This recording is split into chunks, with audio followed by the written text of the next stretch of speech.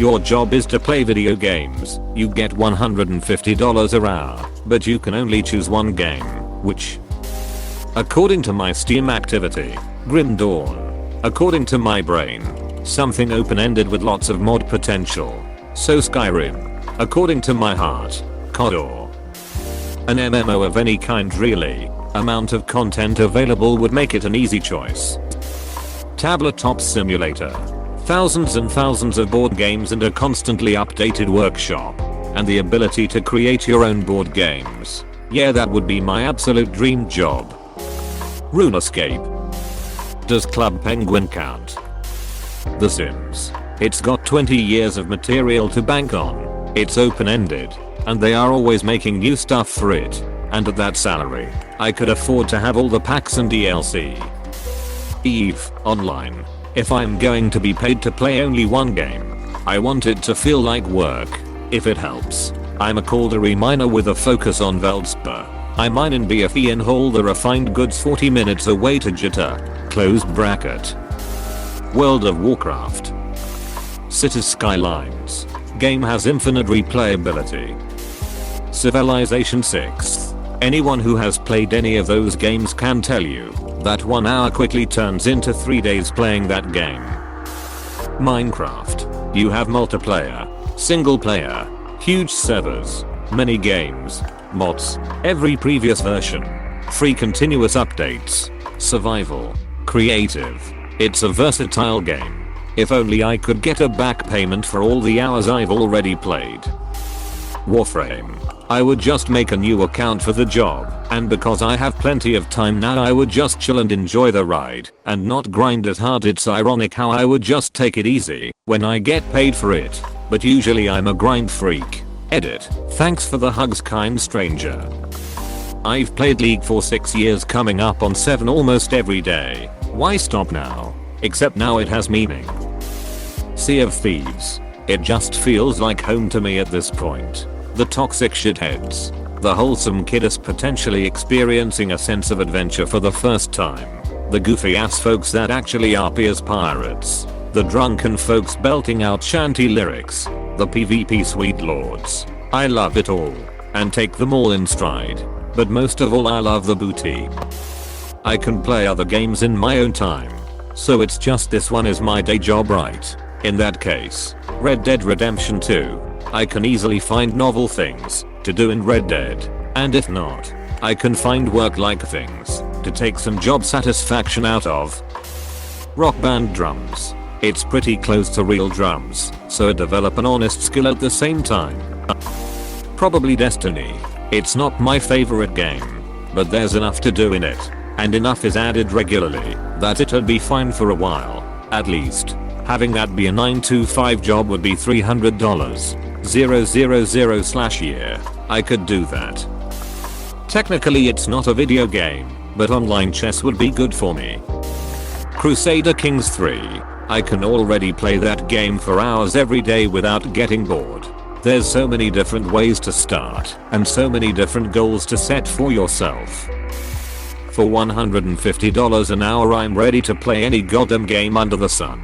Hell, I'd even inject cocaine boiled in Red Bull into my veins so that I don't sleep and play the lousiest game ever built. I'm sorry, but I don't think Op understands how desperate can $150 an hour make you. Really? If it's just clocking in time on a game, any living wage would have lots of people playing something. I'd even play mobile games for $150/HR, including ads so long as I got paid for them too. I don't see any mentions on my two favorite games, Football Manager and CS:GO. Between them two I would probably select Football Manager. If I get bored I can just start a new save in another country.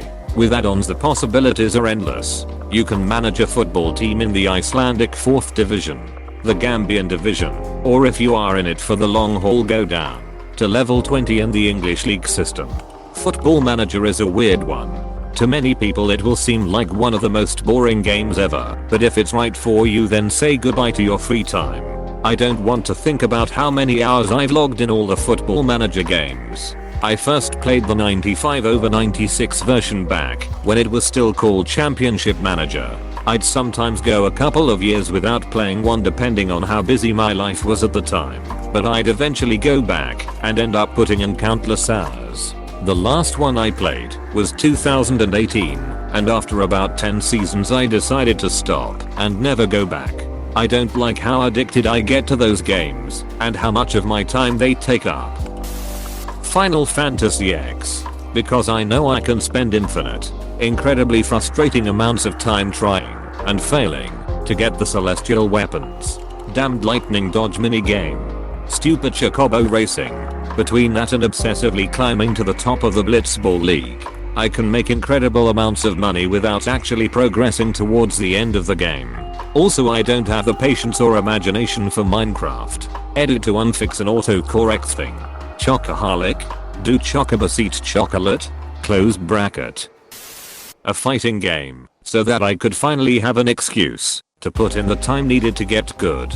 I would make much more than any pro player. I wouldn't have the pressure that comes with living off of pro playing either, because the prompt doesn't say I need to play well.